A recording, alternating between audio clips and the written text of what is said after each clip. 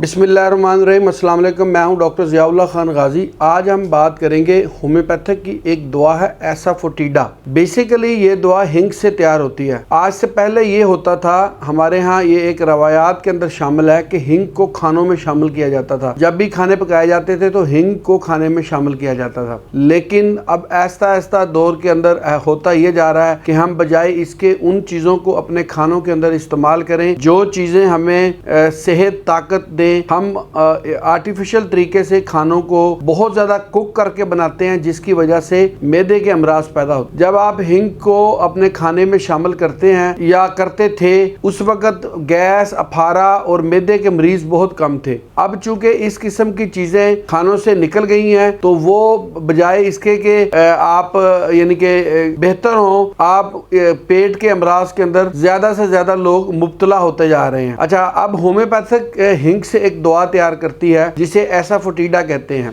अगर आपको ऐसा अफारा है जिसको हम कहेंगे हिस्ट्रियाई अफारा, कि उस अफारा की वजह से आपके आसाब शल हो गए हैं या हर वक्त आप गैस के मर्ज में ही मुब्तला रहते हैं और हर वक्त आपको गैस की वजह से चलना फिरना भी मुश्किल हो जाता है, पेट तन जाता है, तो वहां पे ये एसाफोटिडा बड़ा अच्छा काम करती है। एसाफोटिडा को छोटी ताकतों के अंदर इस्तेमाल करना चाहिए, जैसे 1x 2x 3x तक ये बड़ा अच्छा काम करती है। इसको अगर आप पानी में आप सुबह दोपहर शाम इसके 5-5 कतरे लेते हैं तो शदीद किस्म के फारे को, गैस को ये कम करती है। इसके अलावा ये और भी बहुत से अमराज पे काम करती है, लेकिन चूंकि मैंने आज इसको सिर्फ मैदे के हवाले से ही तजवीज़ करता हूँ कि आज की इस व्लॉग को हम फोकस करते हैं अपने स्टमक के ऊपर जो गैसेस की वजह से है, तो इसको यहाँ पे इस्तेमाल किया जाता है। और इसकी अलामतों में मजीद आगे ये है कि ये कभी इसके अंदर मोशन भी लग जाते हैं, सहाल हो जाते हैं, और कभी बहुत ज्यादा कब्ज हो जाती है, जिसकी वजह से गैसेस वगैरह ज्यादा बनना शुरू हो जाती है। इसके अंदर एहसास ये होता है जैसे ग़िज़ाई नाली, यानी कि जो कुछ भी हमने खाया पिया है वो निकल के गले की तरफ आ रहा है और इतना गैस का गोला बना हुआ है गले में, और ऐसा महसूस होता है जैसे आंतों का फेल बदल गया है, यानी कि जो कुछ खाया पिया बजाय इसके कि उसको डाइजेस्ट करके थ्रू स्टूल बाहर निकाल दे, वो ऊपर की तरफ उठना शुरू हो जाता है। पेट की इन अलामात के साथ के इसके अंदर आपको हिस्ट्राई अफारा महसूस होता है, उसके